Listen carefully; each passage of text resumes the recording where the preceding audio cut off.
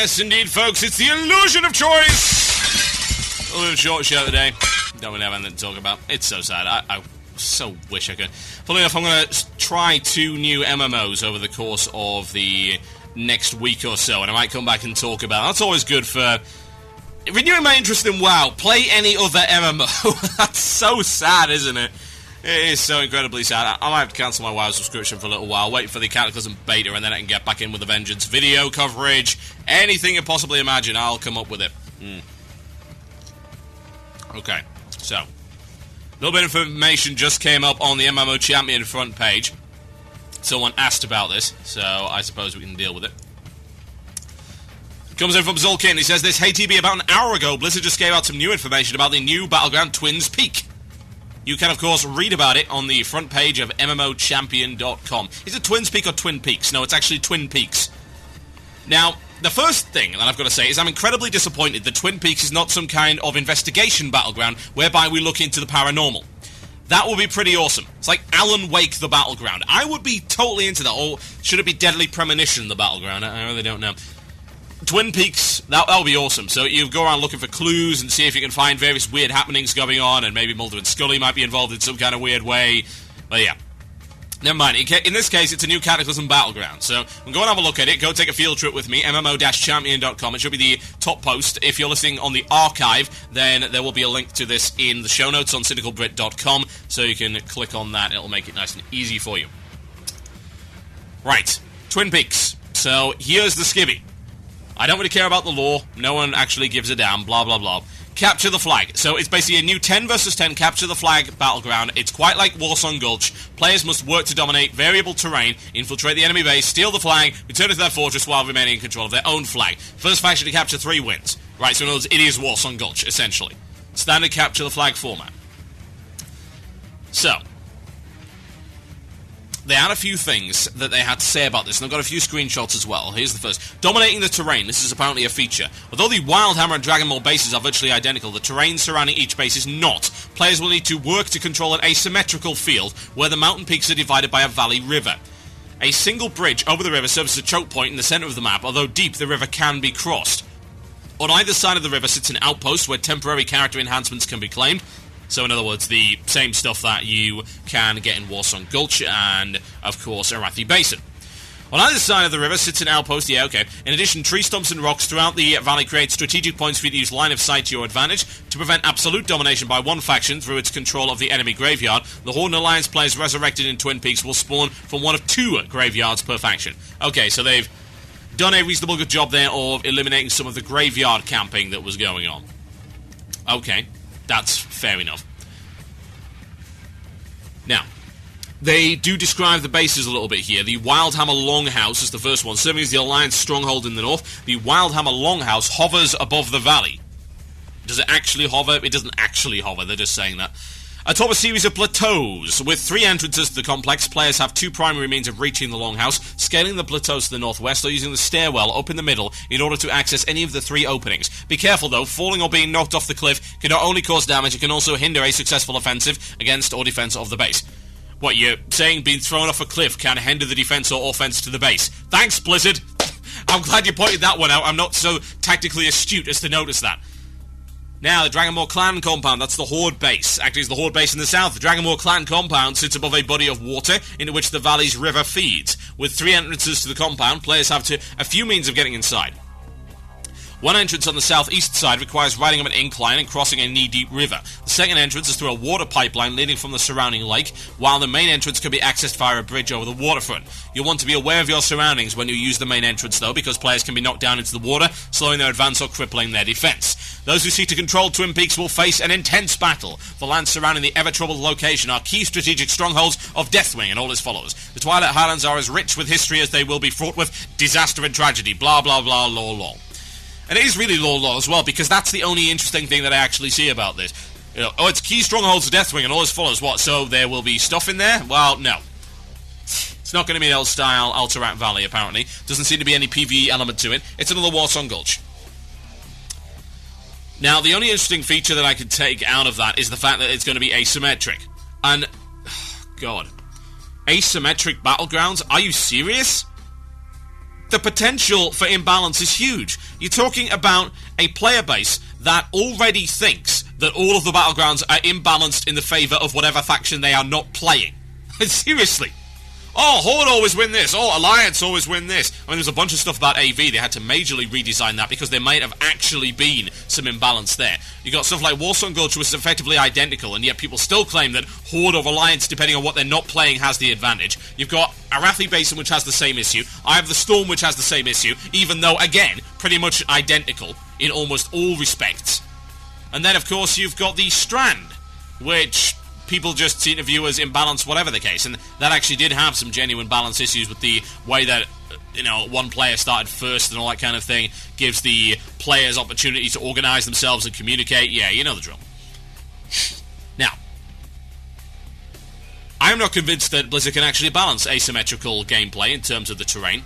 It's an interesting idea, don't get me wrong. I like the fact that they may be attempting it, but this is PvP we're talking about. This is by far, the biggest area where complaints about balance, both valid and invalid, tend to crop up.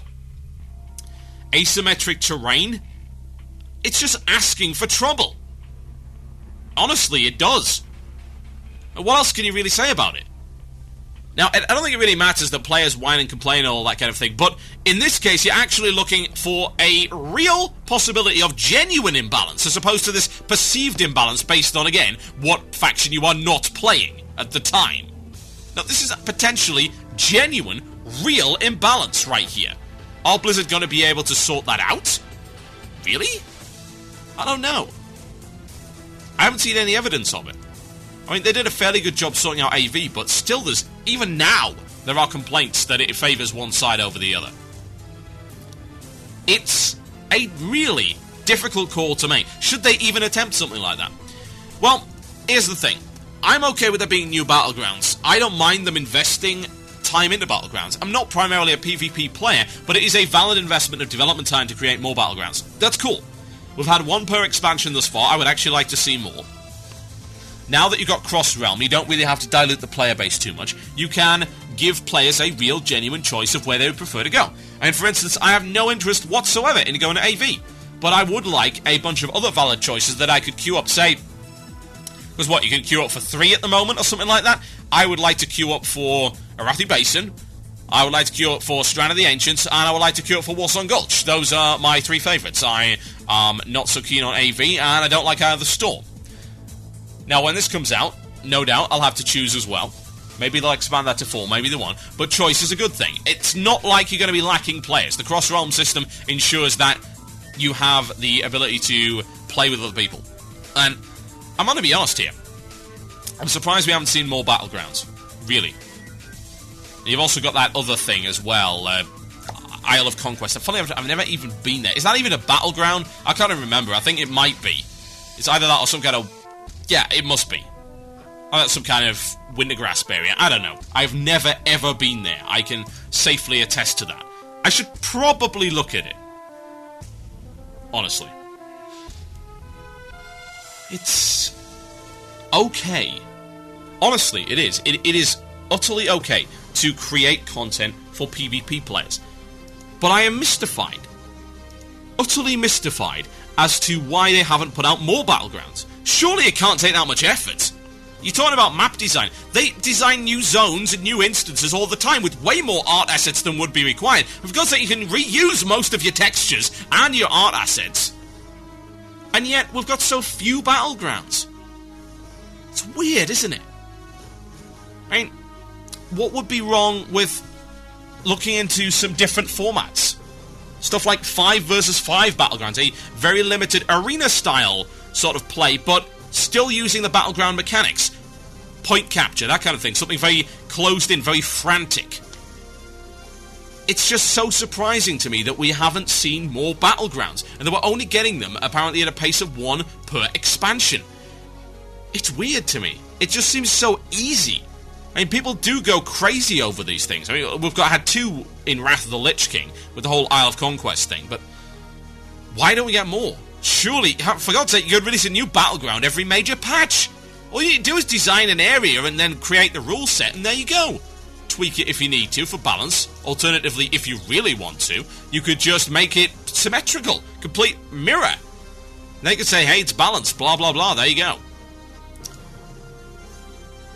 But as to whether or not they're going to pull it off, I don't know. But at least we won't have to go in it if they don't. If it's broken, they'll fix it. It's cool that they're trying this out. Because we're talking about a company that used to be... It's so sad that I'm actually doubting their ability to asymmetrically balance something. StarCraft is such a perfect example of asymmetric balance. Warcraft 3, less so, but fairly well balanced nonetheless. StarCraft is freaking genius in terms of balance, and it's completely asymmetric. 3 different factions. And they balanced it. It took them a long time to do it, but they did it. We're talking about the company which, more so than any strategy game developer, has managed to balance the living hell out of their games. You can say whatever you like about the balance of Warcraft 3, and indeed about StarCraft 2, but it's a damn sight better than Company of Frickin' Heroes and Dawn of War. I can tell you that for a fact.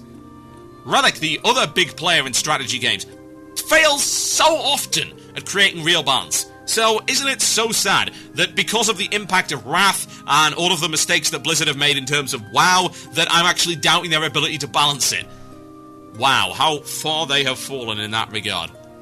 My name's Total Biscuit. You have been listening to Blue Please here on CynicalBrits.com. Thank you ever so much for listening. As always, you have been a fantastic audience. Go check out the rest of the content over at CynicalBrit.com. I'll be on air tomorrow with more Shoutcraft. It's going to be the last live show for a little while because the beta shuts down on the 7th of June. However, I am looking into doing some replay shows using a variety of methods, so I'm hoping to stay on the air nonetheless. Whatever the case, you want to be there. It's going to be 5 p.m. British Standard Time, that's 6 p.m. Central European Summer Time, or indeed 12 p.m. in the East of America.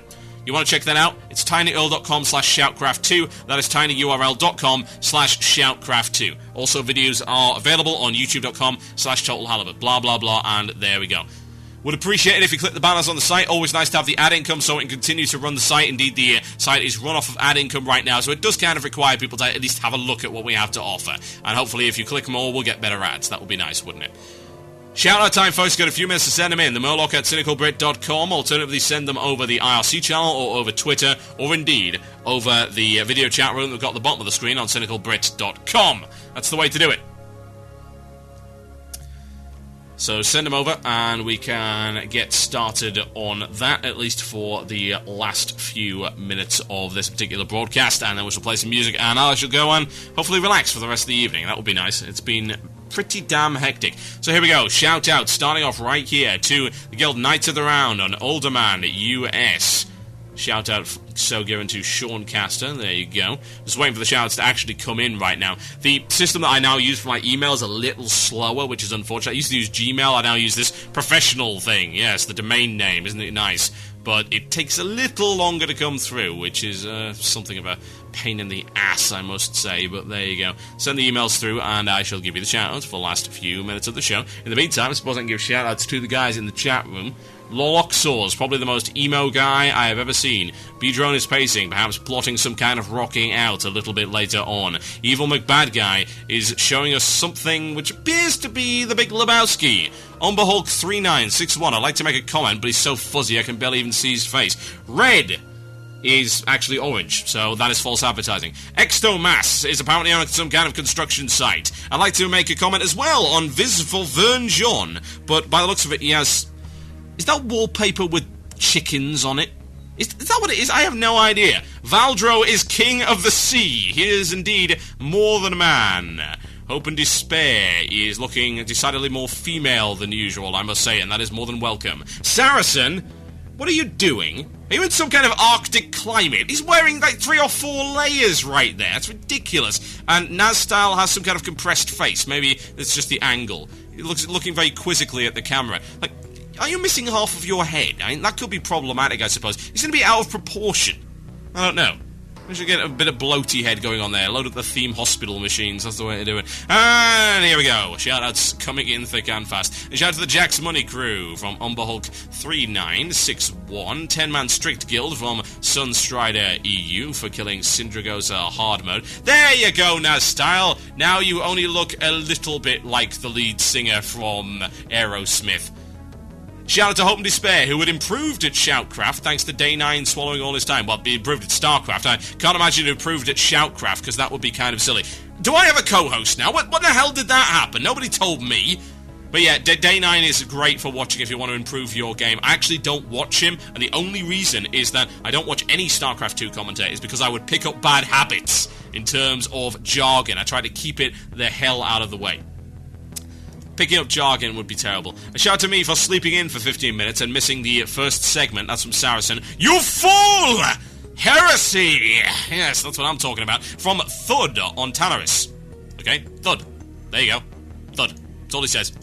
Nice and simple guy, likes to save time. Avatas, shout out to Nagranol from Avatas, perhaps the tallest and most handsome of our listeners, for a small reunion at the show. Cheers, yes indeed. Shout out to Bloodlines Champions for adding team matchmaking, and to Angelo as always, that's from Onin. Yes indeed, Bloodlines Champions, it's a good game. You should go check out my video over on youtube.com/TotalHalibut. Can I get a shout out for not playing WoW in about 2 weeks? And remember, I need you to be strong enough to do what you've never done in your life. Can you be strong enough to lie? What are you talking about? You're some kind of weird freak. Go away with these crazy quotes. You're trying to sound clever, but it's not working. A shout out to my guild, Guild of the Zodiac on Iceground US for downing Putricide in ICC. That's a big accomplishment for us. It's a good boss, no doubt about it. That's from Darahas, the level 80 druid on Iceground US. And shout outs coming in through on Twitter as well. No, there we go. Let's refresh that. There we go. Avatas fishing for comments. I am sorry, I don't swing that way. But I can recognize a fine specimen of a man when I see it.